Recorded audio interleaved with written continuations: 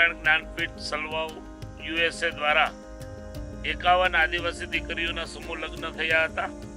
તે જ આ સ્થળ છે. આ જગ્યા ઉપર હનુમાનજી મહારાજનું મંદિર બનાવવું એવો એ વખતે સંકલ્પ કરેલો.